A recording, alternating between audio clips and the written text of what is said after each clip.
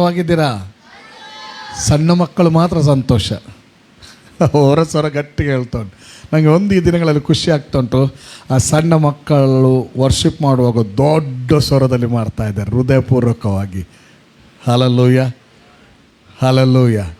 ಭಾಳ ಸಂತೋಷ. ಓಕೆ, ದೇವರ ವಾಕ್ಯವನ್ನು ನಾವು ಧ್ಯಾನ ಮಾಡಲಿಕ್ಕೆ ಹೋಗೋಣ. ದೇವರ ಪ್ರಸನ್ನತೆ, ದೇವರ ಒಂದು ನಡೆಸುವಿಕೆ ಆತನ ಮಕ್ಕಳಾದ ನಮ್ಮೊಂದಿಗೆ ಯಾವಾಗಲೂ ಅದು ಇರುವಂಥದ್ದಾಗಿದೆ. ಹಲ್ಲೆಲೂಯ. ಯಾವತ್ತಿನವರೆಗೆ ನಾವು ಆತನೊಂದಿಗಿರ್ತೇವೆ, ಅವತ್ತಿನವರೆಗೂ ಕೂಡ ಕೃಪೆಯಿಂದ ಸಿಕ್ಕಿದ ಪ್ರಸನ್ನತೆ ನಮ್ಮೊಂದಿಗೆ ಇರ್ತದೆ. Hallelujah, hallelujah, hallelujah, hallelujah. ಕೃಪೆಯಿಂದ ಸಿಕ್ಕಿದ ದೈವ ಸಾನ್ನಿಧ್ಯ, ಹಲ್ಲೆಲೂಯ, ಅದನ್ನು ಅರ್ಥೈಸಿಕೊಂಡು ನಾವು ಅದರಲ್ಲೇ ಇರುವಾಗ, ಆತನೊಂದಿಗೇ ಇರುವಾಗ, ಅದು ನಮ್ಮನ್ನು ಬಿಟ್ಟು ಹೋಗುವುದಲ್ಲ, ನಾವು ಅದನ್ನು ಬಿಟ್ಟು ಹೋಗುವಂಥದ್ದು. ದೈವ ಸಾನ್ನಿಧ್ಯ ಬಿಟ್ಟು ಹೋಗುವಂಥದ್ದು ಎಂಬಂಥದ್ದಕ್ಕಿಂತಲೂ ನಾವು ಬಿಟ್ಟು ದೂರ ಹೋಗೋದು. ಹಳ ಒಡಂಬಡಿಕೆ ಕಾಲದ ಒಂದು ಆಧಾರದಲ್ಲಿ ನೋಡೋದಾದರೆ, ಯೆಶಾಯನ ಪ್ರವಾದನ ಗ್ರಂಥದಲ್ಲಿ 59ನೇ ಅಧ್ಯಾಯ 1, 2, 3ನೇ ವಚನ ಓದುವಾಗ ಅಲ್ಲಿ ಏನು ಬರೆದಿದೆ?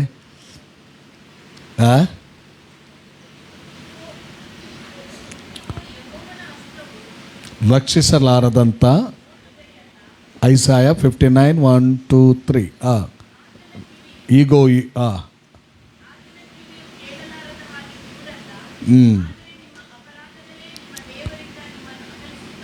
ನಿಮ್ಮ ಅಪರಾಧಗಳು ದೇವರಿಂದ ಅಗಲಿಸುತ್ತಾ ಬಂದಿದೆ. ಹಾಗಾದರೆ ಹೋಗೋರು ಯಾರು? ಇರಲಿಕ್ಕೆ ಮನಸ್ಸಿದ್ರೆ ಇರ್ರಿ, ಇಲ್ಲದ್ರೆ ಹೋಗಿ ಅಂತೇವೆ ಕೆಲವು ಸಾರಿ. ನಮ್ಮ ಜೊತೆ ನಮ್ಮ ಗ್ರೂಪಲ್ಲಿ ಕೆಲವರಿದ್ದಾರೆ, ಇರ್ರಿ ಅಂತ ಹೇಳ್ತೇವೆ. ಇಲ್ಲಿ ಅವರಿಗೆಲ್ಲ ತಪ್ಪಾಗಿ ತಿಳ್ಕೊಳ್ಬೇಡಿ, ಇನ್ನೊಬ್ರು ಇದ್ದಾರೆ, ಇರ್ರಿ ಅಂತ ಹೇಳ್ತೇವೆ. ಅವರು ಇಲ್ಲ ಹೋಗ್ತೇನೋ ಅಂತ ಹೇಳಿದ್ರೆ ಲಾಸ್ಟಿಗೆ ಹೇಳ್ತಾ ಇದ್ದೇವೆ, ಹೋಗ್ಲಿಕ್ಕೆ ಉಂಟ ಹೋಗೇ ಬಿಡಿ ಅಂತ ಹೇಳೋದು. ಹಾಗೆ ದೇವರ ಸಾನ್ನಿಧ್ಯ, ಕ್ರಿಸ್ತ ಯೇಸುವಿನ ಮೂಲಕ ಸಿಕ್ಕಿದಂಥ ಸಾನ್ನಿಧ್ಯದಿಂದ ಹೋಗೋದು ಅನೇಕ ಸಾರಿ ನಾವೇ ಹೋಗೋದು, ಆಚೆ ಹೋಗೋದು. ಪಾಪಗಳು ಏನು ಮಾಡ್ತದಂತೆ? ದೂರಕ್ಕೆ ಕೊಂಡೋಗ್ತದೆ. ಅದು ದೇವರ ಫಾಲ್ಟ್ ಅಲ್ಲ, ಅದು ನಮ್ಮ ಫಾಲ್ಟ್ ಅಲ್ವಾ? ಓಕೆ, ಏನಿರಲಿ, ಇವತ್ತು ನಾನು ಪಾಪದ ಕುರಿತಾಗಿ, ಅವಿಧೇಯತ್ವದ ಕುರಿತಾಗಿ ಮಾತಾಡ್ತಾ ಇಲ್ಲ. ಬಟ್ ದೈವ ಸಾನ್ನಿಧ್ಯ ನಮ್ಮೊಂದಿಗೆ ಇದೆ ಎಂಬಂಥ ಒಂದು ವಿಶ್ವಾಸ ಮಾತ್ರವಲ್ಲ, ವಿಶ್ವಾಸದೊಂದಿಗೆ ಒಂದು ಒಳ ಅರಿವು ಕೂಡ ಪ್ರಾಮುಖ್ಯ. ಮುಂದಿನ ದಿನಗಳಲ್ಲಿ ಅದನ್ನು ಸ್ಟಡಿ ಮಾಡೋಣ. ಹಲ್ಲೆಲೂಯ. ನನಗೆ ಸೆನ್ಸ್ ಆಗ್ತಾ ಇದೆ, ನನ್ನಲ್ಲಿ ದೇವರ ಸಾನ್ನಿಧ್ಯ ಇದೆ. ನಿಮಗೆ ಸೆನ್ಸ್ ಆಗೋದಾದರೆ ಗ್ಲೋರಿ ಟು ಗಾಡ್. ಒಂದು ವೇಳೆ ಮಧ್ಯದಲ್ಲಿ ಯಾರಿಗಾದರೂ ದೂರ ಹೋಗಿದ್ದಾನೆಂದರೆ ದೇವ ಸಾನ್ನಿಧ್ಯಕ್ಕೆ, ಹಲ್ಲೆಲೂಯ, ನಾವು ಹೀಗೆ ಸೇರಿ ಬರುವಾಗ ಫಸ್ಟೇ ಆತನ ಸಮೀಪಕ್ಕೆ ಬಂದು ಬಿಡಬೇಕು ನಾವು. Hallelujah, hallelujah. ಆತನ ಸಮೀಪಕ್ಕೆ ಬನ್ನಿರಿ, ಆಗಲಾತನು ನಿಮ್ಮ ಸಮೀಪಕ್ಕೆ ಬರುವನೆಂಬುದಾಗಿ. ಓಕೆ, ಇವತ್ತಿನ ಧ್ಯಾನ ಭಾಗಕ್ಕೆ ಹೋಗೋಣ. 1 ಜಾನ್ ಚಾಪ್ಟರ್ 4, 1ನೇ ಯೋಹಾನ 4ನೇ ಅಧ್ಯಾಯ, ಅದರಲ್ಲಿ 7ರಿಂದ 12ನೇ ವಚನ. 1ನೇ ಯೋಹಾನ 4ನೇ ಅಧ್ಯಾಯ 7ರಿಂದ 12ನೇ ವಚನ. ದೇವರೇ, ನಾವು ಒಬ್ಬರನ್ನೊಬ್ಬರು ಪ್ರೀತಿಸೋಣ, ಪ್ರೀತಿಯು ದೇವರಿಂದಾಗಿದೆ, ಮತ್ತು ಪ್ರೀತಿ ಮಾಡುವ ಪ್ರತಿಯೊಬ್ಬನು ದೇವರಿಂದ ಹುಟ್ಟಿದವನು, ದೇವರನ್ನು ಬಲ್ಲವನೂ ಆಗಿದ್ದಾನೆ. ಪ್ರೀತಿ ಇಲ್ಲದವನು ದೇವರನ್ನು ಬಲ್ಲವನಲ್ಲ, ಯಾಕಂದರೆ ದೇವರು ಪ್ರೀತಿ ಸ್ವರೂಪಿಯು. ದೇವರು ತನ್ನ ಒಬ್ಬನೇ ಮಗನನ್ನು ನಾವು ಆತನ ಮೂಲಕ ಜೀವಿಸುವುದಕ್ಕಾಗಿ ಲೋಕಕ್ಕೆ ಕಳುಹಿಸಿಕೊಟ್ಟುದರಲ್ಲಿಯೇ ದೇವರ ಪ್ರೀತಿಯು ನಮ್ಮಲ್ಲಿ ಪ್ರತ್ಯಕ್ಷವಾಗಿದೆ. 12ನೇ ವಚನದವರೆಗೆ ಓದಿ. ನಾವು ದೇವರನ್ನು ಪ್ರೀತಿಸಿದರಲ್ಲಿ ಅಲ್ಲ, ಆತನು ನಮ್ಮನ್ನು ಪ್ರೀತಿಸಿ ನಮ್ಮ ಪಾಪ ನಿವಾರಣಾರ್ಥವಾಗಿ ತನ್ನ ಮಗನನ್ನು ಕಳುಹಿಸಿಕೊಟ್ಟದರಲ್ಲಿಯೇ ಪ್ರೀತಿಯ ನಿಜಗುಣವು ತೋರಿ ಬರುತ್ತದೆ. ಪ್ರಿಯರೇ, ದೇವರು ನಮ್ಮನ್ನು ಹೀಗೆ ಪ್ರೀತಿಸಿದ ಮೇಲೆ ನಾವು ಒಬ್ಬರನ್ನೊಬ್ಬರು ಪ್ರೀತಿಸುವ ಹಂಗಿನಲ್ಲಿದ್ದೇವೆ. ದೇವರನ್ನು ಯಾರು ಎಂದೂ ನೋಡಿಲ್ಲ. ನಾವು ಒಬ್ಬರನ್ನೊಬ್ಬರನ್ನು ಪ್ರೀತಿಸಿದರೆ ದೇವರು ನಮ್ಮಲ್ಲಿ ನೆಲೆಗೊಂಡಿದ್ದಾನೆ ಮತ್ತು ಆತನಿಂದಾಗುವ ಪ್ರೀತಿಯು ನಮ್ಮಲ್ಲಿ ಸಿದ್ಧಿಗೆ ಬರುತ್ತದೆ. ಹಾಲೆಲೂಯ, ದೇವರಿಗೆ ಸ್ತೋತ್ರವಾಗಲಿ. ಈಗ ಓದಿದಂಥ ಭಾಗದಲ್ಲಿ ಪ್ರೀತಿಯ ಕುರಿತಾಗಿ ಬರೆಯಲ್ಪಟ್ಟದ್ದನ್ನು ನಾವು ನೋಡ್ತೇವೆ. ಅದರಲ್ಲಿ ಸರಿಸುಮಾರು ಈಗ ಓದಿದಂತೆ 7ನೇ ವಚನದಿಂದ 12ನೇ ವಚನದವರೆಗೆ ಓದಿರುವಂಥ ಭಾಗದಲ್ಲಿ 2 ಭಾಗಗಳನ್ನಾಗಿ ಮಾಡ್ಬೋದು. ಒಂದು ದೇವರ ಭಾಗ, ಮತ್ತೊಂದು ಮನುಷ್ಯರಾದ ನಮ್ಮ ಭಾಗ ಅಥವಾ ಆತನ ಹಿಂಬಾಲಕರ ಭಾಗ. ಸರಿಸುಮಾರು 7ರಿಂದ 10ನೇ ವಚನದವರೆಗೆ ದೇವರ ಪ್ರೀತಿಯ ಬಾಳ್ವೆಯ ಕುರಿತಾಗಿ ಅಲ್ಲಿ ಬರೆಯಲ್ಪಟ್ಟದನ್ನು ನಾವು ನೋಡ್ತೇವೆ. ಈಗ ಪ್ರೀತಿ ಅನ್ನುವಾಗ ಈ ಲೋಕದಲ್ಲಿ ಬಹಳಷ್ಟು ಸಾರಿ ಈ ನುಡಿಗಳನ್ನು ನಾವು ಕೇಳ್ತಾ ಬರ್ತೇವೆ. ಪ್ರೀತಿ. ಕೆಲವು ಸಾರಿ ನಮಗೆ ಅನ್ನಿಸ್ತದೆ ಯಾರು ನಮ್ಮನ್ನು ಪ್ರೀತಿ ಮಾಡೋದಿಲ್ಲ. ಇನ್ನು ಒಂದು ರೀತಿ ಅಂಥ ವಿಷಯಗಳು ಕೇಳಿ ಬಂದರೆ ಇನ್ನೊಂದು ಕಡೆ ಲೋಕದಲ್ಲಿ ನೋಡುವಾಗ ಪ್ರೀತಿ ಮಾಡಿ ಓಡಿ ಹೋದರು, ಇನ್ನೊಂದು ಕಡೆ ನೋಡುವಾಗ ಪ್ರೀತಿ ಮಾಡಿ ಓಡಿ ಹೋಗಿ ಸತ್ತು ಹೋದರು. ಭಾಳ ಭಾಳ ಭಾಳ ಭಾಳ ಭಾಳ ಪ್ರೀತಿ ಎಂದು ಭಾಳ ಕಾಣ್ತದೆ ಪ್ರೀತಿ. ಮತ್ತು ಇನ್ನೊಂದು ಕಡೆ ಹುಡುಗ ಹುಡುಗಿಯನ್ನು ಕೊಂದ, ಹೇಗೆ ಅವನು ಪ್ರೀತಿ ಮಾಡಿದ, ಅವಳು ಒಪ್ಪಲಿಲ್ಲ, ಕೊಂದು ಬಿಟ್ಟ. ಎಂತಪ್ಪ ಇದೆಲ್ಲ ಪ್ರೀತಿಯಾ? ಇವತ್ತು ನಾವು ನಿಜವಾದಂಥ ಒಂದು ಪ್ರೀತಿ, ಈಗ ಪ್ರೀತಿ ಅನ್ನುವಾಗ ನಾವು ನೋಡ್ಲಿಕ್ಕೆ ಹೋದರೆ ಮೂಲ ಭಾಷೆಯ ಒಂದು ಆಧಾರದಿಂದ ನೋಡ್ಲಿಕ್ಕೆ ಹೋದರೆ 8 ನಮೂನೆಯ ಪ್ರೀತಿಗಳಿದೆ. ಅದರಲ್ಲಿ 3 ನಮೂನೆಯ ಪ್ರೀತಿಯ ಕುರಿತಾಗಿ ನಿಮ್ಮ ಮುಂದೆ ನಾನು ಬೈಬಲಲ್ಲಿ ತೋರಿಸಲ್ಪಟ್ಟ 3 ನಮೂನೆಯ ಪ್ರೀತಿಯ ಕುರಿತಾಗಿ ಹೇಳಲಿಕ್ಕೆ ಇಷ್ಟಪಡ್ತೇನೆ. ಒಂದನೇದಾಗಿ ದೇವರ ವಾಕ್ಯವನ್ನು ಓದುವಾಗ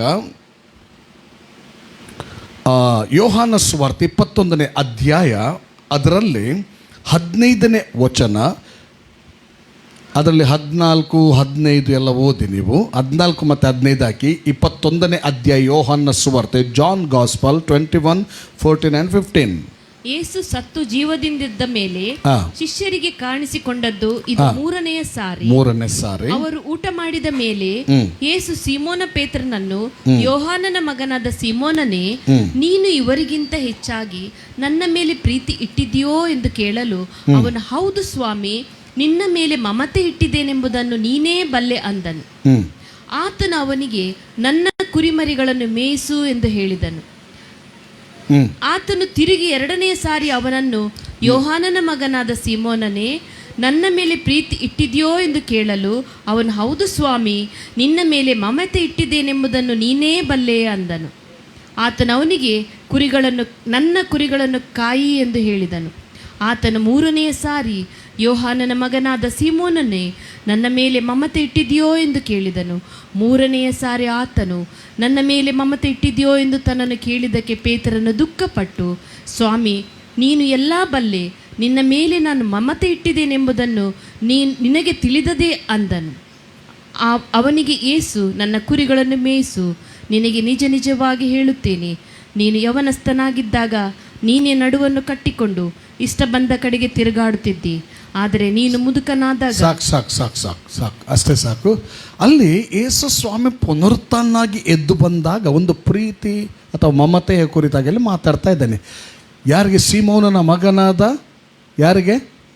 ಪೇತ್ರನಿಗೆ ಅಲ್ವಾ? ಪೇತ್ರನಿಗೆ ಕೇಳ್ತಾ ಇದ್ದಾನೆ.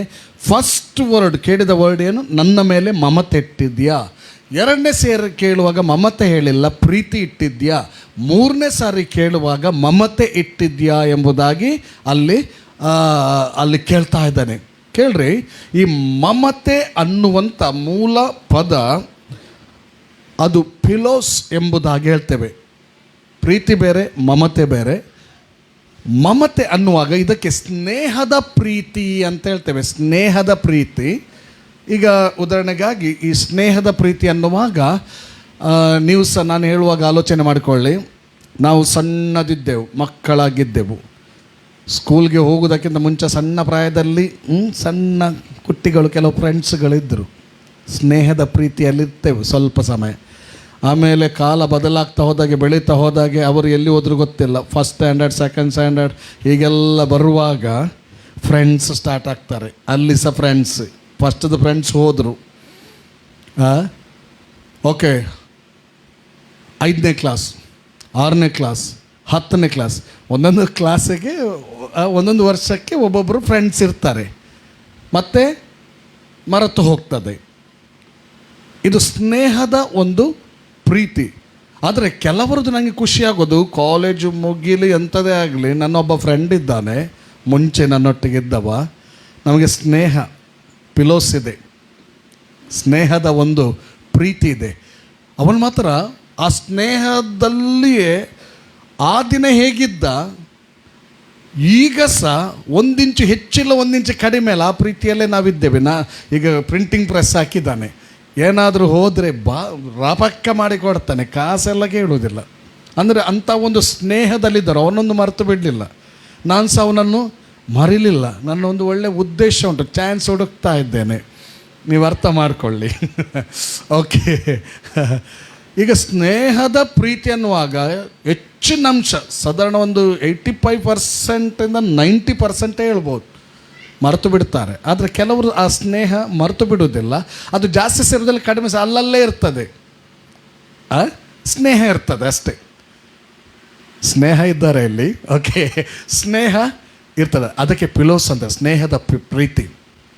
ಓಕೆ, ಅರ್ಥ ಆಯ್ತಾ? ಆ ಸ್ನೇಹ ಅನ್ನುವಾಗ ಅದೊಂದು ಫ್ರೆಂಡ್ಶಿಪ್ ಇರ್ತದೆ, ಒಂಥರ ಗೆಳೆತನದ ಒಂದು ಪ್ರೀತಿ. ಸ್ನೇಹದ ಪ್ರೀತಿ ಅಂದರೆ ಅದೊಂದು ಗೆಳೆತನದ ಪ್ರೀತಿ. ಗೆಳೆತನದ ಪ್ರೀತಿ ಅನ್ನುವಾಗ ಅದು ಕೆಲವು ಸಾರಿ ಮನೆಯವರ ಹತ್ರ ಹೇಳಿಕೊಳ್ಳದ ಸಂಗತಿಗಳನ್ನು ಗೆಳೆಯರ ಹತ್ರ ಹೇಳಿಕೊಳ್ಳುವಂಥದ್ದಿರ್ತದೆ. ಕೆಲವು ಸಾರಿ ನಮಗೆ ಗೊತ್ತಿಲ್ಲ, ತಂದೆ ತಾಯಿಗಳಿಗೆ ಗೊತ್ತಿರೋದಿಲ್ಲ, ಆದರೆ ಅವರ ಫ್ರೆಂಡ್ಸಿಗೆ ಕೆಲವು ಗೊತ್ತಿರ್ತದೆ. ಸ್ನೇಹದ ಪ್ರೀತಿ ಅದು ಗೆಳೆತನದ ಪ್ರೀತಿ, ಮತ್ತು ಅದು ಹೃದಯವನ್ನು ಶೇರ್ ಮಾಡಿಕೊಳ್ಳುವಂಥ ಪ್ರೀತಿ. ಆದರೂ ಕೂಡ 90-95 ಹೇಳ್ಬೋದು, ಸ್ವಲ್ಪ ಜಾಸ್ತಿ ಮಾಡ್ತೇವೆ, 95 ಹೇಳ್ಬೋದು. ಕೆಲವರು ಆ ಸ್ನೇಹದ ಪ್ರೀತಿ ಕೆಲವು ಸರಿ ಬಿದ್ದು ಹೋಗ್ತದೆ, ಅದು ಸಮಯ ಬಂದಾಗ ಚೇಂಜ್ ಆಗ್ತದೆ. ಎಲ್ಲಾದರೂ ಅಲ್ಲಲ್ಲಿ ಒಂದೊಂದು ಗುರುತು ಉಳಿದ್ರೆ ಉಳಿದಿತ್ತು. ಓಕೆ, ಆಮೇಲೆ ಇದು ದೇವರ ವಾಕ್ಯದಲ್ಲಿ ತೋರಿಸಲ್ಪಟ್ಟಂಥ ಒಂದು ಪ್ರೀತಿ. ಎರಡನೇದಾಗಿ ದೇವರ ವಾಕ್ಯದಲ್ಲಿ ತೋರಿಸಲ್ಪಟ್ಟ ಇನ್ನೊಂದು ಪ್ರೀತಿಯ ಕುರಿತಾಗಿ ಹೇಳ್ತದೆ. ಅದು ಸರಿಸುಮಾರು 2ನೇ ಸಾಮುವೇಲ ಅದರಲ್ಲಿ 13ನೇ ಅಧ್ಯಾಯ 1ನೇ ವಚನ. ಅಮ್ಮೋನನ ಮೋಹದ ಪ್ರೀತಿ. ದಾವೀದನ ಮಗನಾದಂಥ ಅಮ್ಮೋನನ ಮೋಹದ ಪ್ರೀತಿ. ಮೋಹದ ಪ್ರೀತಿ ಅದು ನೀವು ಅರ್ಥ ಮಾಡಿಕೊಳ್ಳಲಿ, ಶಾರೀರಿಕ ಅಭಿಲಾಷೆಗಳನ್ನು ತೀರಿಸಿಕೊಳ್ಳುವುದಕ್ಕೆ ಪ್ರೀತಿ. ದಾವೀದನ ಮಗನಾದ ಅಬ್ಸಲೋಮನಿಗೆ ತಾಮರಳೆಂಬ ಬಹು ಸುಂದರಿಯಾದ ಒಬ್ಬ ತಂಗಿ ಇದ್ದಳು. ದಾವೀದನ ಮಗನಾದ ಅಮ್ನೋನನು ಆಕೆಯನ್ನು ಮೋಹಿಸಿದನು. ಅವನು ಆಕೆಯ ಮೇಲಣ ಮೋಹದಿಂದ ಪೀಡಿತನಾಗಿ ಅಸ್ವಸ್ಥನಾದನು. ಓಕೆ, ಏನಂತೆ, ಕೆಲವು ಮಕ್ಕಳು ಇದ್ದ ಹಾಗೆ ಸಪೂರಾಗ್ತಾರೆ, ಅಂತ ಕೂತ್ಕೊಳ್ತಾರೆ. ಹೇಗೆ ಇವನಿಗೆ ಉಂಟಲ್ಲ, ಯಾರು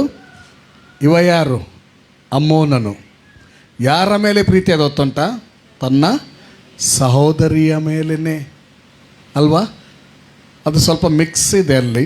ಅರಸ ಅಂದರೆ ಎಷ್ಟು ಹೆಂಡತಿಯರು ಇರ್ತಾರೆ ನೀವು ತಿಳ್ಕೊಳ್ಳಿ. ಆದರೂ ಸಹೋದರಿ ಒಬ್ಬ ಅಪ್ಪನ ಮೂಲಕ ಹುಟ್ಟಿರುವಂಥದ್ದು. ಆಕೆ ಯಾರು? ತಾಮರಳು ಅಲ್ವಾ? ಅಮ್ಮನಿಗೆ ಈಗ ಏನಾಯಿತು, ಅವಳ ಸೌಂದರ್ಯ ನೋಡಿ ಈಗ ಅವನಿಗೆ ಮೋಹದ ಪ್ರೀತಿ ಬಿಡ್ತದೆ. ಇದೆಂತ ಗೊತ್ತುಂಟ, ಮದ್ಮ್ಯಾಂಡಾವಂಥ ಪ್ರೀತಿ ಅಲ್ಲ ಇದು ಬೇರೆನೆ. ಅದಕ್ಕೆ ದಿವಸಾಗ್ಲೂ ಅದೇ ಇದರಿಂದ ಕ್ಷೀಣಿಸ್ತಾ ಇದ್ದಾನೆ. ನೋಡಿ, ಈ ಪ್ರೀತಿ ಕ್ಷೀಣಿಸುವಂತೆ ಮಾಡ್ತದೆ, ಟೆನ್ಷನ್ಗೆ ನಡೆಸ್ತದೆ, ರಾತ್ರಿ ಹಗಲು ನಿದ್ದೆ ಬಿಡುವಂತೆ ಮಾಡ್ತದೆ. ರಾತ್ರಿ ಹಗಲು ನಿದ್ದೆ ಬಿಟ್ಟರೆ ಮತ್ತು ಯಾರು ತೋರ ಹಾಕ್ತಾರೆ. ಸ್ವಲ್ಪ ನಗಾಡಿ ಆಯಿತಾ, ನನಗೆ ಹೆದರಿಕೆ ಆಗ್ತದೆ ನೀವು ನನ್ನನ್ನು ಹೀಗೆ ನೋಡುವಾಗ. ಇವನು ಕ್ಷೀಣಾಗ್ತಾ ಇದ್ದಾನೆ, ಅಸ್ವಸ್ಥನಾಗ್ತಾ ಇದ್ದಾನೆ. ಅದಕ್ಕೆ ಅವನೊಬ್ಬ ಫ್ರೆಂಡ್ ಒಂದು ಐಡಿಯಾ ಕೊಡ್ತಾನೆ. ಅಲ್ಲಿ ನೀವು ಮುಂದಕ್ಕೆ ಓದ್ತಾ ಹೋಗುವಾಗ ಅಲ್ಲಿ ಗೊತ್ತಾಗ್ತದೆ. ಐಡಿಯಾ ಕೊಟ್ಟಾಗ, ನಿನ್ನ ಮನೆಯವರನ್ನೆಲ್ಲ ಸಹೋದರ ಸಹೋದರನೆಲ್ಲ ಕರೆಸು,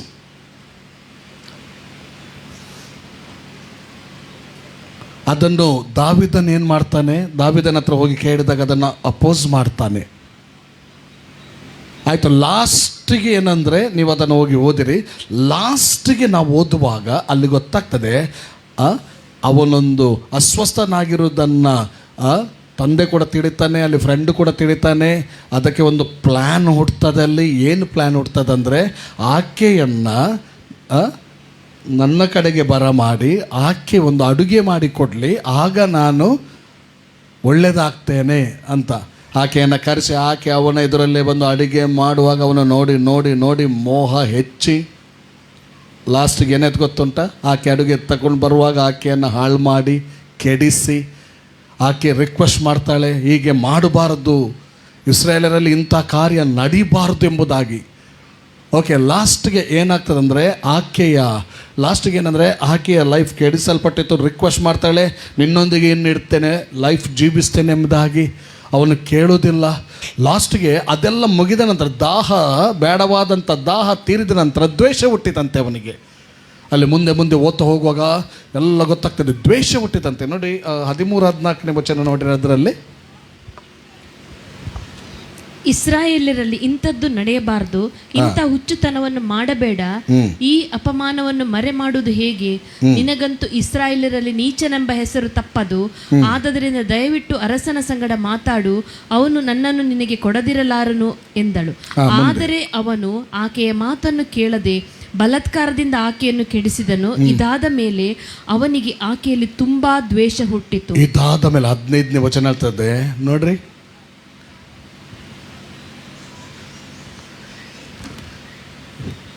ದುರಾಶೆ ಇಟ್ಟುಕೊಂಡು ತನ್ನ ಒಂದು ದುರಿಚ್ಛೆಗಳನ್ನು ನೆರವೇರಿಸಿದ. ನೋಡಿ, ಇದೊಂದು ಪ್ರೀತಿ, ಈ ನಮನೆಯ ಪ್ರೀತಿ. ಇದಕ್ಕೆ ಹೇಳೋದು, ನೆರವೇರಿಸಿದ ನಂತರ ಅವನು ದ್ವೇಷ ಮಾಡಲಿಕ್ಕೆ ಸ್ಟಾರ್ಟ್ ಮಾಡ್ತಾನೆ. ಅವಳನ್ನು ಮನೆಯಿಂದ ಹೊರಗಾಗ್ತಾ ಇದ್ದಾನೆ. ದ್ವೇಷ ಹುಟ್ಟಿಕೊಳ್ತಾ ಇದೆ. ಫಸ್ಟ್ ಪ್ರೀತಿ, ಮೋಹದ ಪ್ರೀತಿ ಇದು, ಮತ್ತೆ ದ್ವೇಷ. ಇದು ನಿಜವಾದಂಥ ಪ್ರೀತಿ ಅಲ್ಲ. ಫಸ್ಟ್ ಪ್ರೀತಿ, ಮತ್ತೆ ದ್ವೇಷ. ಇದಕ್ಕೆ ಹೆಸರು ಅಂತ ಗೊತ್ತುಂಟ? ಅದಕ್ಕೆ ಹೇಳುವಂಥದ್ದು ಇರೋಸ್ ಎಂಬುದಾಗಿ.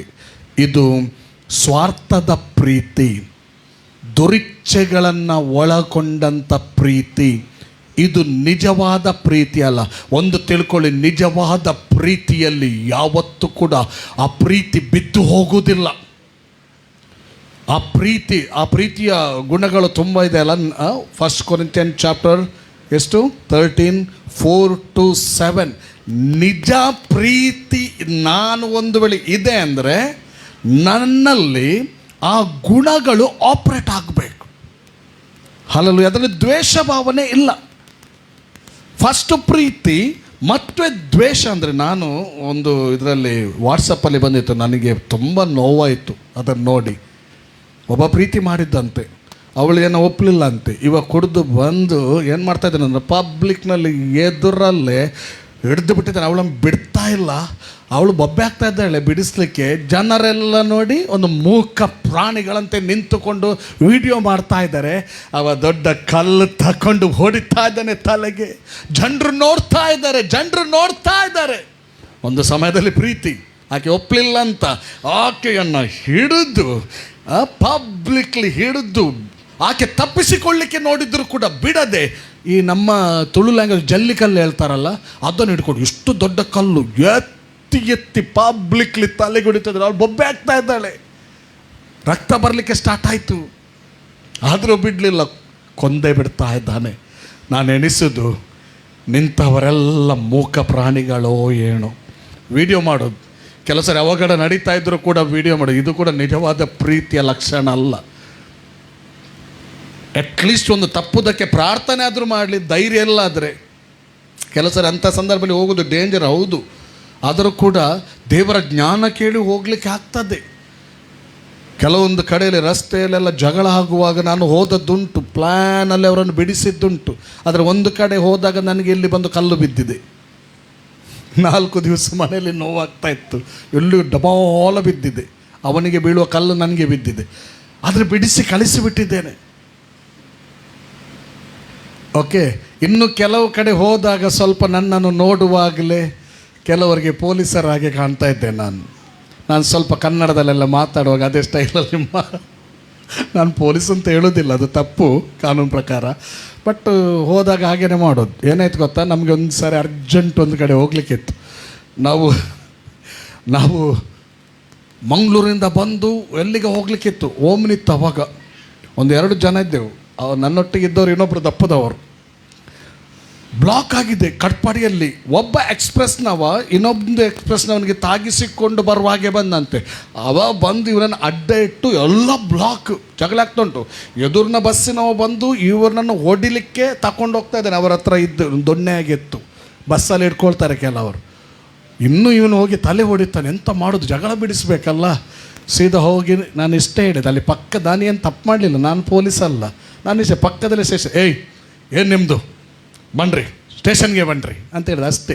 ಸಾರ್ ನೋಡಿ ಅವ ಹೀಗೆ ಮಾಡ್ದ ಅಂತ ಇಳಿದುಕೊಂಡು ಸೀದಾ ಹೋದ. ಅವ ಬಸ್ ತಗೊಂಡು ಓಡಿದ್ದ. ಏನೇ ಇರಲಿ ಪ್ರಿಯರೇ, ಆ ಒಂದು ವಿಷಯ ನೋಡ್ರಿ, ಕೆಲವು ಸರಿ ಇರೋಸ್ ಪ್ರೀತಿ ಇದ್ದರೆ ಎಂತಾಗ್ತಾ ಗೊತ್ತುಂಟ, ಅದು ಯಾವಾಗ ದ್ವೇಷಕ್ಕೆ ಬದಲಾಗ್ತದಂತ ಹೇಳಲಿಕ್ಕೆ ಆಗೋದಿಲ್ಲ. ಇದು ರಿಯಲ್ ಪ್ರೀತಿ ಅಲ್ಲ, ಇದು ಒಂದು ಮೋಹದ ಪ್ರೀತಿ, ಇದು ಶಾರೀರಿಕ ಇಚ್ಛೆಗಳನ್ನು ನೆರವೇರಿಸೋ ಪ್ರೀತಿ. ಆದರೆ ಬೈಬಲಲ್ಲಿ ಬರೆಯಲ್ಪಟ್ಟಂಥ ಒಂದು ಒಳ್ಳೆಯ ಪ್ರೀತಿಯ ಕುರಿತು ಇನ್ನೊಂದು ಪ್ರೀತಿಯ ಕುರಿತಾಗಿ ಬರೆದಿದೆ. ಅದು 1 John chapter 3 verse 16, 3ನೇ ಅಧ್ಯಾಯ 1ನೇ ಯೋಹಾನ 16ನೇ ವಚನದಲ್ಲಿ ಬರೆದಿದೆ. ದೇವರು ಲೋಕದ ಮೇಲೆ ಎಷ್ಟೋ ಪ್ರೀತಿಯನ್ನಿಟ್ಟು ತನ್ನ ಒಬ್ಬನೇ ಮಗನನ್ನು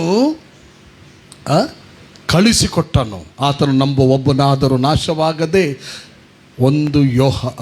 ಯೋಹಾನ ಸುವಾರ್ತೆ 3ನೇ ಅಧ್ಯಾಯ 16ನೇ ವಚನ, ಜಾನ್ ಗಾಸ್ಪಲ್ 3:16 ಅಲ್ಲಿ ಹೀಗೆ ಬರೆದಿದೆ, ದೇವರು ಲೋಕದ ಮೇಲೆ ಎಷ್ಟೋ ಪ್ರೀತಿಯನ್ನಿಟ್ಟು ತನ್ನ ಒಬ್ಬನೇ ಮಗನನ್ನು ಕಳಿಸಿಕೊಟ್ಟನು. ಆತನನ್ನು ನಂಬುವ ಒಬ್ಬನಾದರೂ ನಾಶವಾಗದೆ ಎಲ್ಲರೂ ನಿತ್ಯ ಜೀವವನ್ನು ಪಡೆಯಬೇಕೆಂಬುದಾಗಿ ಆತನನ್ನು ಕಳಿಸಿಕೊಟ್ಟನು. ಹಾಲೆಲೂಯಾ. ನೋಡಿ, ಲೋಕದ ಜನರ ಮೇಲೆ ಎಷ್ಟೋ ಪ್ರೀತಿಯನ್ನಿಟ್ಟು ತನ್ನ ಒಬ್ಬನೇ ಮಗನನ್ನು ಕಳಿಸಿಕೊಟ್ಟನು. ಇದಕ್ಕೆ ಹೇಳಿದ್ರು ಅನ್ಕಂಡೀಷನಲ್ ಲವ್. ಅದರಲ್ಲಿ ಕಂಡೀಷನ್, ಆ ಲವ್ಗೆ ಕಂಡೀಷನ್ ಅಥವಾ ಸ್ವಾರ್ಥ ನಿರತ ಪ್ರೀತಿಯ ರಹಿತ ಪ್ರೀತಿಯ ಸ್ವಾರ್ಥ ರಹಿತ ಪ್ರೀತಿ, ಅದೊಂದು ನಿಜವಾದ ಪ್ರೀತಿ. ಅದಕ್ಕೆ ಅಗಪೆ ಲವ್ ಅಂತಾರೆ. ಅಗಪೆ ಲವ್ ಅದು ಎದುರಿನಿಂದ ಏನು ಎಕ್ಸ್ಪೆಕ್ಟ್ ಮಾಡೋದಿಲ್ಲ, ಅದು ಕೊಡುತ್ತದೆ. ಹಲಲುಯ. ಯಾಕೆ ಕೊಡ್ತಾರೆ ಗೊತ್ತುಂಟ? ಒಂದು ಪರಿಪೂರ್ಣತೆಗೆ ಬರಬೇಕೆಂಬಂಥ ಉದ್ದೇಶದಿಂದ. ಹಲಲುಯ. ಪರಿಪೂರ್ಣತೆ ಇರುವುದಿಲ್ಲ ಎದುರಿನಲ್ಲಿ, ಆದರೆ ಅಲ್ಲಿಂದ ನನಗೆ ಫಸ್ಟ್ ಗೌರವ ಬೇಕು, ಮಾನ ಬೇಕು, ಮಹಿಮೆ ಬೇಕು, ಎಲ್ಲ ನನ್ನನ್ನು ಹೊಗಳಬೇಕು ಎಂಬುದಾಗಿ ಬಯಸುವುದಿಲ್ಲ. ಆದರೆ ಹಾಲೆಲೂಯ, ಅನ್ಕಂಡೀಷನಲ್ ಲವ್, ಯಾವುದೇ ಕಂಡೀಷನ್ ಇಲ್ಲದ ಪ್ಲೇಸ್ಗೆ ಅದು ತೋರಿ ಬರುವಂಥ ಒಂದು ಲವ್, ಅದು ಅಗಪೆ ಲವ್. Hallelujah, hallelujah. ಅದು ನಮ್ಮ ದೇವರಲ್ಲಿ ಕಂಡು ಬಂದಂಥ ಲವ್ ಪ್ರಿಯರೇ. ಈಗ ನೋಡ್ರಿ, ನಾವಾದರೂ ಈಗ ದೇವರು ತನ್ನ ಒಬ್ಬನೇ ಮಗನನ್ನು ಈ ಲೋಕಕ್ಕೆ ಕಳಿಸಿಕೊಟ್ಟಿದ್ದಾನೆ. ಯಾತಕ್ಕಾಗಿ ಕಳಿಸಿಕೊಟ್ಟಿದ್ದಾನೆ? ಪಾಪಿಗಳಾದ ನಮ್ಮನ್ನು ಬಿಡುಗಡೆ ಮಾಡೋದಕ್ಕಾಗಿ. ನಾವು ಆದಮವರ ನಿಮಿತ್ತವಾಗಿ ಪಾಪಿಗಳಾಗಿದ್ದೇವೆ, ದೇವರನ್ನು ಎದುರಿಸುವವರಾಗಿದ್ದೇವೆ, ದೇವರಿಗೆ ಅವಮಾನವನ್ನು ಉಂಟು ಮಾಡುವವರಾಗಿದ್ದೇವೆ, ದೇವರ ನಾಮವನ್ನು ದೂಷಣೆಗೆ ಗುರಿ ಮಾಡುವವರಾಗಿದ್ದೇವೆ. ನಮ್ಮಲ್ಲಿ ಆತನಿಗೆ ಬೇಕಾದದ್ದು ಯಾವುದಿಲ್ಲ, ಆತನನ್ನು ಹೊಗಳ್ತಾ ಇಲ್ಲ. ನಮ್ಮ ನಡೆ ನುಡಿ ಕ್ರಿಯೆಗಳ ಮೂಲಕ ಪ್ರತಿದಿನ ಆತನಿಗೆ ನೋವನ್ನೇ ಉಂಟು ಮಾಡ್ತಾ ಇದ್ದೇವೆ, ವೇದನೆಯನ್ನೇ ಉಂಟು ಮಾಡ್ತಾ ಇದ್ದೇವೆ. ಏನು ಒಳ್ಳೆ ಸಂಗತಿಗಳು ನಮ್ಮ ಜೀವಿತದಲ್ಲಿ ಕಂಡು ಬರ್ತಾನೇ ಇಲ್ಲ. ಆದರೂ ಕೂಡ ಹಲಲುಯ, ಕೆಟ್ಟವರಾದ ನಮ್ಮ ಮೇಲೆ ಆತನು ಇಟ್ಟಂಥ ಪ್ರೀತಿ ಅದು ಬಹಳ ಅಪಾರವಾದದ್ದು. ಆತನು ಏನು ಮಾಡಿದ, ಅದನ್ನೆಲ್ಲ ನಮ್ಮಿಂದ ಏನು ಬರ್ತಾ ಇದೆಯೋ ಆತನ ವಿರುದ್ಧವಾಗಿ ನಾವು ಆತನಿಗೆ ವಿರೋಧಿಗಳಾಗಿದ್ದೆವು, ಹೌದಲ್ವಾ? ವೈರಿಗಳಾಗಿದ್ದೆವು. ಹೇಗಿದ್ದೆವು? ನಮ್ಮ ಜೀವಿತ ಹೇಗಿತ್ತು? ವೈರಿಗಳು. ಈಗ ವೈರಿಗಳು ಯಾವಾಗಲೂ ಒಬ್ಬರಿಗೆ, ಈಗ ನಾನು ನಿಮ್ಮ ವೈರಿ ಅಂತ ತಿಳ್ಕೊಳ್ಳಿ, ನಿಮ್ಮ ಕುರಿತು ಒಳ್ಳೆಯದನ್ನು ಮಾತಾಡ್ತೇನಾ? ನಿಮ್ಮನ್ನು ಯಾವತ್ತೂ ಹೊಗಳುತ್ತೇನಾ? ನಿಮ್ಮ ಬಗ್ಗೆ ಏನೇನು ಮಾತಾಡ್ತಾ ಇರ್ತೇನೆ, ಹಿಂದಿನಿಂದ ಮಾತಾಡ್ತಾ ಇರ್ತೇನೆ, ಯಾಕೆ ನಾನು ವೈರಿ. ಆದರೆ ಒಂದು ವೇಳೆ ಅಂಥ ಸಂದರ್ಭದಲ್ಲಿ ಕೂಡ ಇವನು ಅಡಿಗೆ ಹೋಗಬಾರ್ದು, ಇವನು ಮೇಲಕ್ಕೆ ಬರಬೇಕು, ಇವನು ನಿಲ್ಲಬೇಕು, ಈ ಲವ್ ಆಪರೇಟ್ ಆಗೋದಾದರೆ ಅದೇ ನಿಜವಾದಂಥ ಅಗಾಪೆ ಲವ್, ಅನ್ಕಂಡೀಷನಲ್ ಲವ್. ಇದು ನಮ್ಮ ದೇವರ ಹೃದಯದಲ್ಲಿ ಆಪರೇಟ್ ಆಯಿತು. ಅದರಿಂದ ಕ್ರಿಸ್ತನು ಬಂದನು. ಹಲ್ಲೆಲೂಯ. ಅದರಿಂದ ಕ್ರಿಸ್ತನು ಬಂದನು. ಅಲ್ಲಿ ನಮ್ಮ ಸಬ್ಜೆಕ್ಟಲ್ಲಿ ನಾವು ತೆಗೆದಾಗ 1 ಜಾನ್ ಚಾಪ್ಟರ್ 4 ವರ್ಸ್ 7 to 12 ಅಲ್ಲಿ ತಿರುಗಿ ನಾವು ತೆಗೆಯೋಣ. ಅಲ್ಲಿ ಹೀಗೆ ಬರೆದಿದೆ, ನಾವು ಪ್ರೀತಿಸಿದ್ರಂದಲ್ಲ. ಹಲ್ಲೆಲೂಯ. ಓಕೆ, ಮುಂದಿನ ಮೇಲೆ ಮಾಡಿ 8, 9.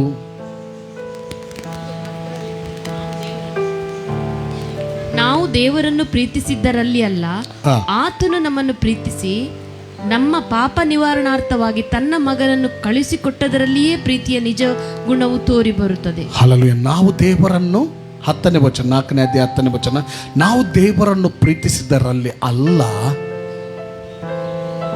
ನೋಡಿ, ದೇವರು ನಮ್ಮಲ್ಲಿ ಒಂದು ಒಳ್ಳೆ ಸಂಬಂಧ ಇಟ್ಕೊಳ್ಳಿಕ್ಕೆ ಬಯಸಿದೆ. ಹೇಗೆ? ನಾವು ಆತನಿಗೆ ವೈರಿಗಳು, ಆತನ ವಿರೋಧವಾಗಿ ಜೀವಿಸೋರು, ರೆಬೆಲ್ ಮಾಡಿದವರು. ಆದರೂ ಕೂಡ ಆತನ ಪ್ರೀತಿ ಅಂತಂದರೆ ನಮ್ಮನ್ನೊಂದು ಪರಿಪೂರ್ಣತೆಗೆ ತರಬೇಕೆಂಬುದು ಹಾಗೆ. ನಾವು ಪ್ರೀತಿಸಿದ್ರಿಂದ ಅಲ್ಲ, ಆತನು ನಮ್ಮನ್ನು ಪ್ರೀತಿಸಿ ನಮ್ಮ ಪಾಪ ನಿವಾರಣಾರ್ಥವಾಗಿ ತನ್ನ ಮಗನನ್ನು ಕಳಿಸಿಕೊಟ್ಟದರಲ್ಲಿಯೇ ಪ್ರೀತಿಯ ನಿಜ ಗುಣವು ತೋರಿ ಬರುತ್ತದೆ. ಹಲ್ಲೆಲೂಯ. ಯೇಸು ಸ್ವಾಮಿ ಲೋಕಕ್ಕೆ ಬಂದಿದ್ದಾನೆಂದರೆ ದೇವರ ಪ್ರೀತಿಯ ಒಂದು ನಿಜ ಗುಣ ತೋರಿಲ್ಪಡ್ತದೆ. ಅದೇ ನಾನು ಆಗ ಹೇಳಿದೆಲ್ಲ, 13ನೇ ಅಧ್ಯಾಯ 1 ಕೊರಿಂಥಿಯರು 4ನೇ ವಚನದಿಂದ 7ನೇ ವಚನದಲ್ಲಿ ಇರುವಂಥ, ಅದರ ಮಧ್ಯದಲ್ಲಿರುವಂಥ ಒಂದು ವಿಷಯ ಏನಂದರೆ, ಅಪಕಾರವನ್ನು ಮನಸ್ಸಿನಲ್ಲಿ, ಹೌದಾ? ನೋಡ್ರಿ, ಪ್ರೀತಿ ಬಹು ತಾಳ್ಮೆ ಉಳ್ಳ ದೇವರು ಏನು ಮಾಡಿದೆ ಗೊತ್ತಾ? ಜನರು ಪಾಪಿಗಳಾಗಿದ್ದಾರೆ. ಅಯ್ಯೋ, ಜನರು ದೇವ ಕೋಪಕ್ಕೆ, ತನ್ನ ಕೋಪಕ್ಕೆ ಗುರಿಯಾಗಿದ್ದಾರೆ. ಬೇಜಾರಾಗ್ತುಂಟು. ಒಂದು ಕಡೆ ಹೌದು ದೇವರು ಪ್ರೀತಿ ಸ್ವರೂಪಿ, ಆದರೆ ಇನ್ನೊಂದು ಕಡೆ ದೇವರು ನೀತಿ ಸ್ವರೂಪಿ ಕೂಡ ಹೌದು. ಇನ್ನೊಂದು ಕಡೆ ದೇವರು ಏನು ಮಾಡ್ತಾನೆ ಗೊತ್ತುಂಟ? ಒಂದು ದಿವಸ ಲೆಕ್ಕ ಕೇಳೋದು ಹೌದು, ತಪ್ಪಿಗ್ರಸ್ತರನ್ನು ದಂಡನೆಗೆ ಗುರಿಪಡಿಸೋದು ಕೂಡ ಹೌದು. ಆದರೆ ದೇವರ ನಿಜವಾದ ಅಸ್ತಿತ್ವ ಯಾವುದು ಗೊತ್ತುಂಟ? ಪ್ರೀತಿ. ಹಲ್ಲೆಲೂಯ. ಆಗ ಓದಿದ್ರಲ್ಲಿ ಹೇಳಿದೆ, ದೇವರು ಪ್ರೀತಿ ಸ್ವರೂಪಿ ಅಂದರೆ ಆತನ ನಿಜವಾದ ಅಸ್ತಿತ್ವ ಪ್ರೀತಿ. ಆದ್ದರಿಂದ ಆತನು ಜನರೆಲ್ಲ ನಿತ್ಯ ನರಕಕ್ಕೆ ಹೋಗಬಾರದೆಂಬುದಾಗಿ ತಾಳ್ಮೆಯಿಂದ ಇದ್ದ. ಪ್ರೀತಿ ದಯೆ ತೋರಿಸಿ, ಆತನು ದಯೆ ತೋರಿಸಿದ.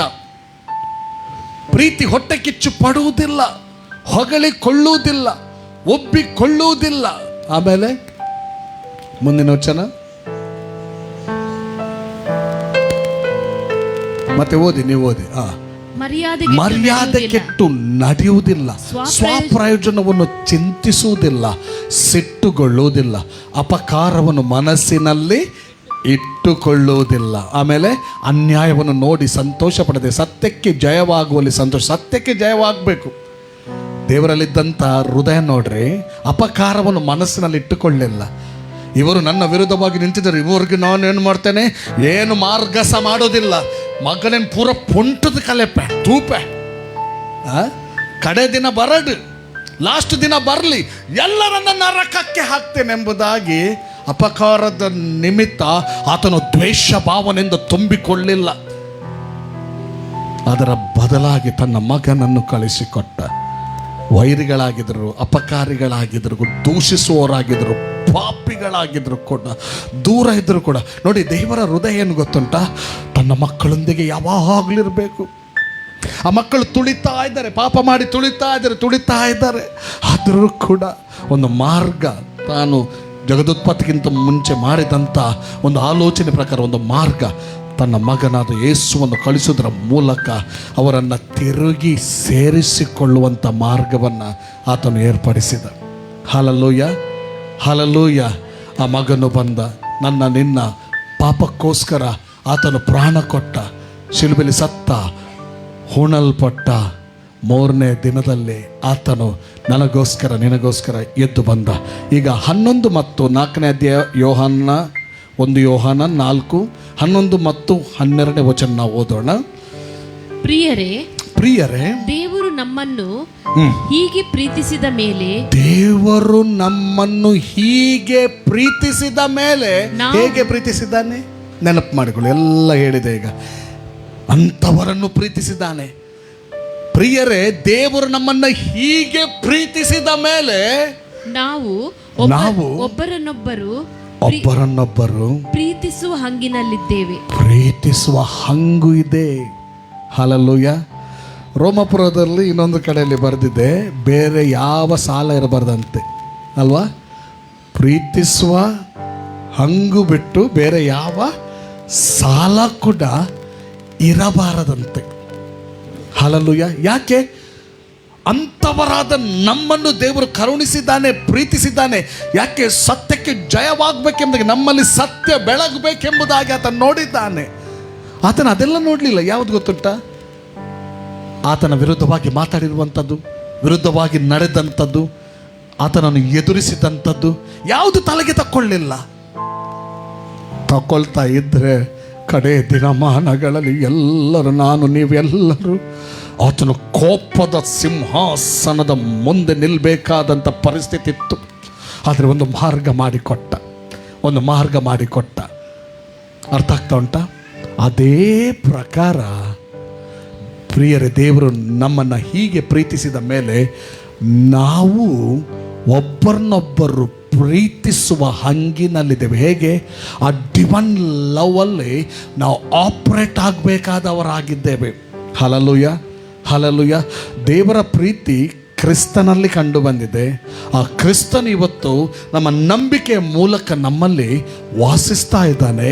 ಈಗ ನಮ್ಮಲ್ಲಿ ಹಾಗಾದರೆ ಪ್ರೀತಿಯಲ್ಲಿ ಉಂಟು, ನಮ್ಮಲ್ಲಿಂಟು. ನಮ್ಮ ಆತ್ಮಿಕ ಸ್ತರದಲ್ಲಿ, ಆತ್ಮಿಕ ವಲಯದಲ್ಲಿ ನಮ್ಮ ಜೀವಿತದ ಆತ್ಮಿಕ ವಲಯ ಹುಟ್ಟಿಕೊಂಡಿದೆ.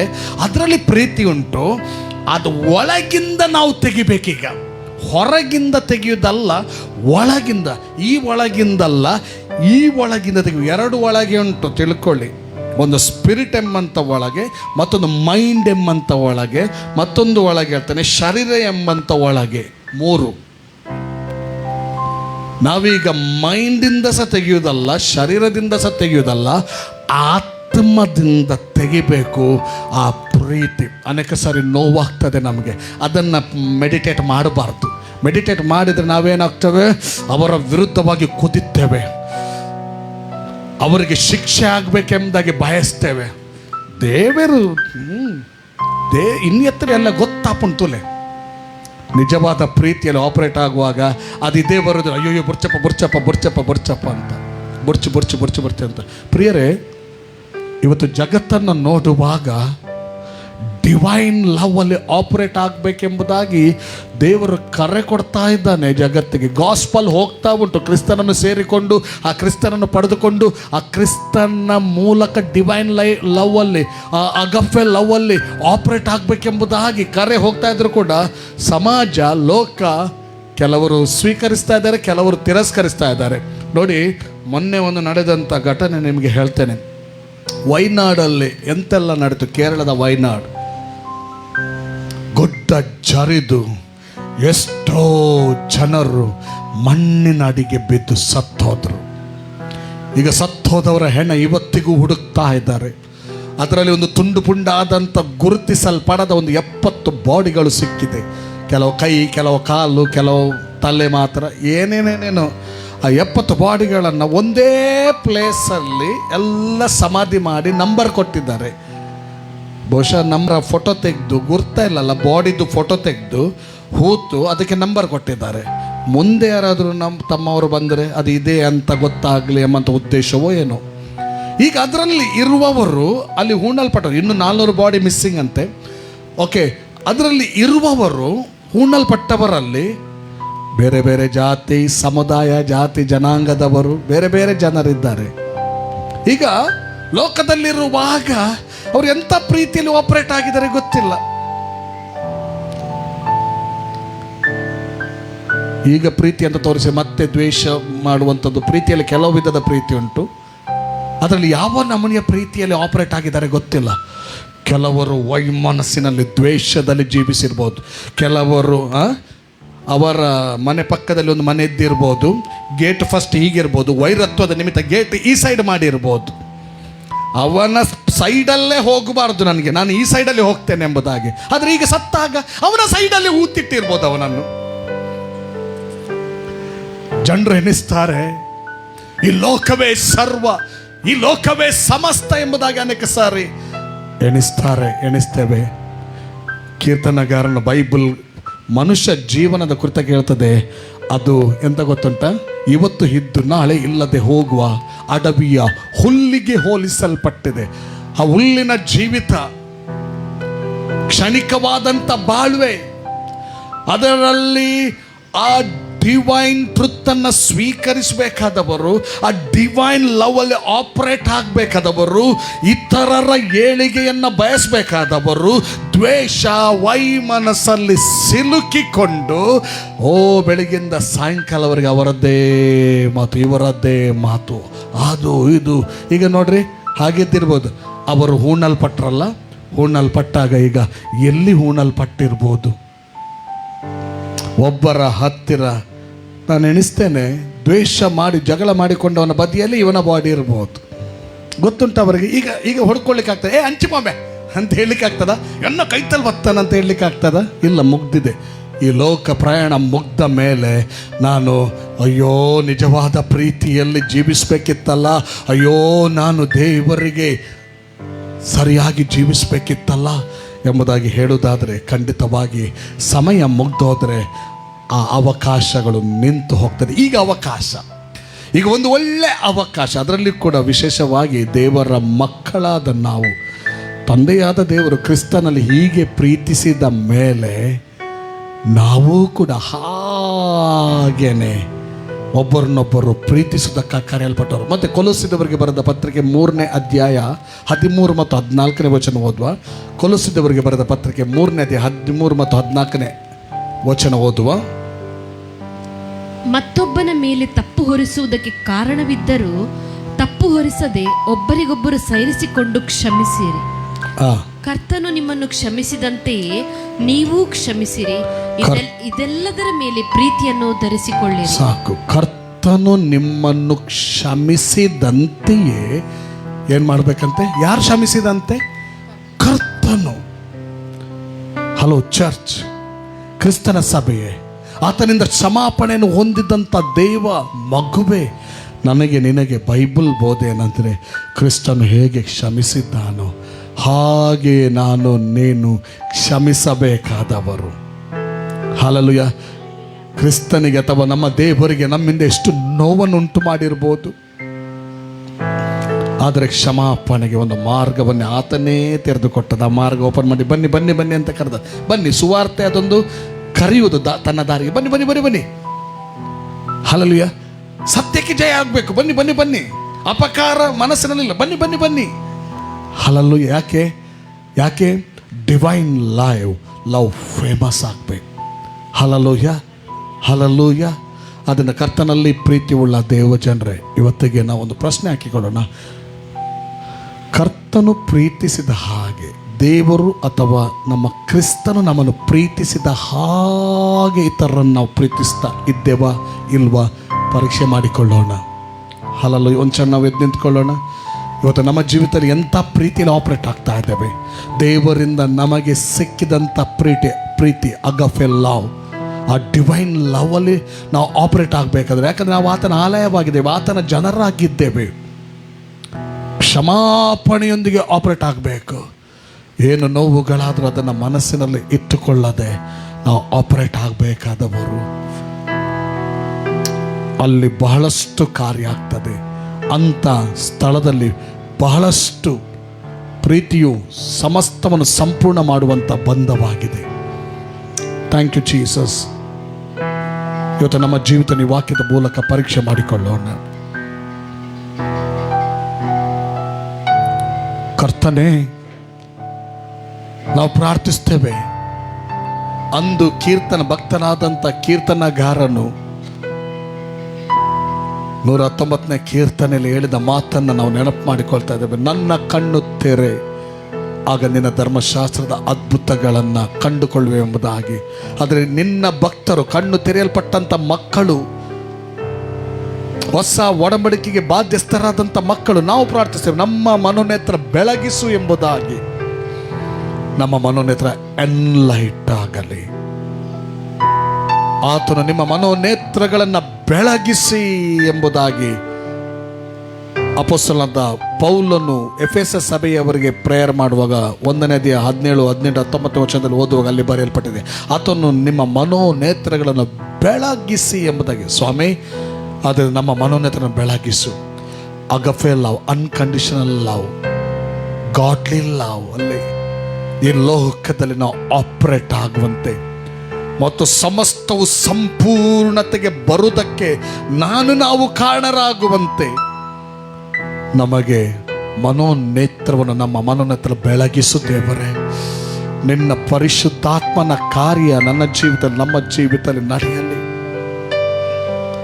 ಇವತ್ತೇ ಒಂದು ನಾವು ನಿರ್ಧಾರಕ್ಕೆ ಬರುವಂತೆ ಮಾಡು. ಎಷ್ಟೋ ಸಮಯದ ಬೇಸರಗಳು, ದ್ವೇಷ ಭಾವನೆ ಅದೇ ಮನಸ್ಸಲ್ಲಿ ತಿರ್ತಾ ಇರೋದಾದ್ರೆ ಸ್ವಾಮಿ ನನ್ನ ಕ್ಷಮಿಸು, ಅದರಿಂದ ಹೊರಗೆತ್ತ.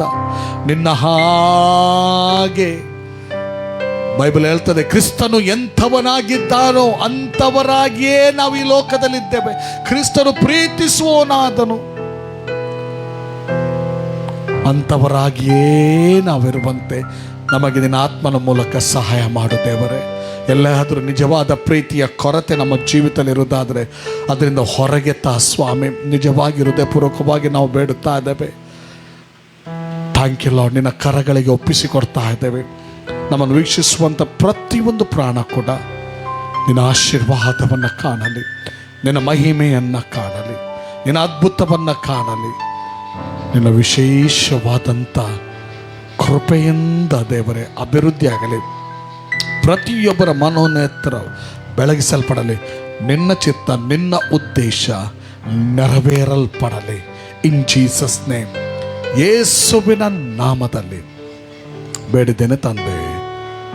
ಆಮೇನ್, amen. God bless you all. God bless you all.